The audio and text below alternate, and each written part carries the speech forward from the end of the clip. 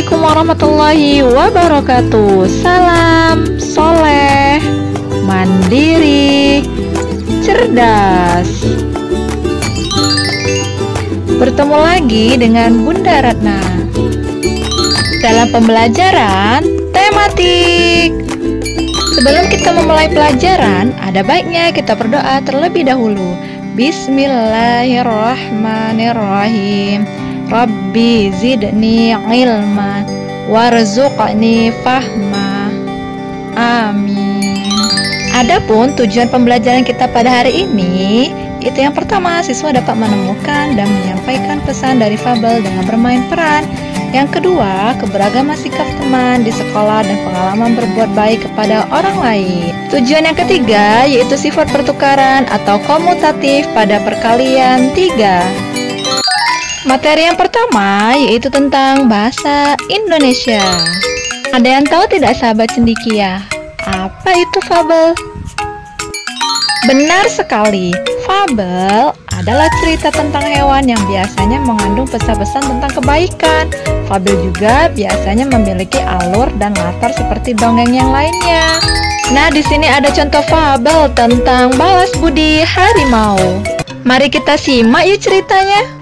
Pada zaman dahulu, di sebuah desa hiduplah seorang kakek tua. Setiap hari sang kakek pergi ke ladang untuk bercocok tanam. Suatu hari, ia berkeliling kebunnya di pinggir hutan. Ia melihat seekor harimau betina yang lemah karena baru melahirkan. Anak harimau itu berteriak-teriak karena jatuh ke semak-semak.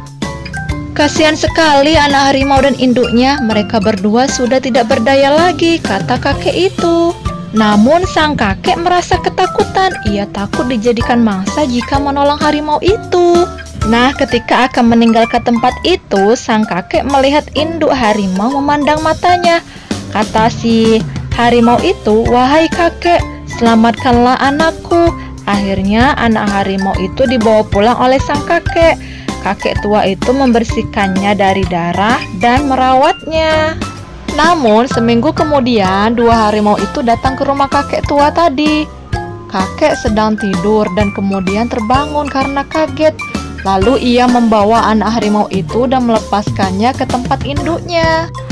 "Terima kasih atas bantuanmu kakek, kami tidak akan menyakitimu," kata induk harimau. Dua harimau itu pergi dan meninggalkan banyak buah di depan rumah kakek itu. Kakek itu kemudian tersenyum karena mendapat banyak buah. Harimau pun mengetahui bahwa ia harus bersikap baik terhadap orang yang menolongnya. Pesan yang dapat diambil dari dongeng Balas Budi Harimau yaitu kita sesama makhluk ciptaan Allah saling menyayangi dan saling tolong menolong. Ketika menolong jangan mengharapkan imbalan apapun dan harus ikhlas. Dongeng tersebut yaitu memiliki pesan bagi para pembacanya. Kita dapat menemukan pesan tersebut setelah kita memahami isinya. Dan begitu juga dapat membantu kita untuk memperagakan peran dari cerita tersebut.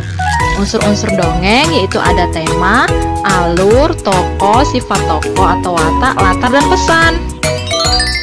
Materi selanjutnya tentang PPKN.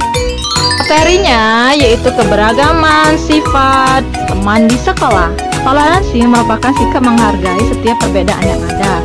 Dengan kita bertoleransi, suasana belajar di kelas akan menjadi nyaman dan menyenangkan. Proses belajar pun akan berjalan dengan lancar dan tertib.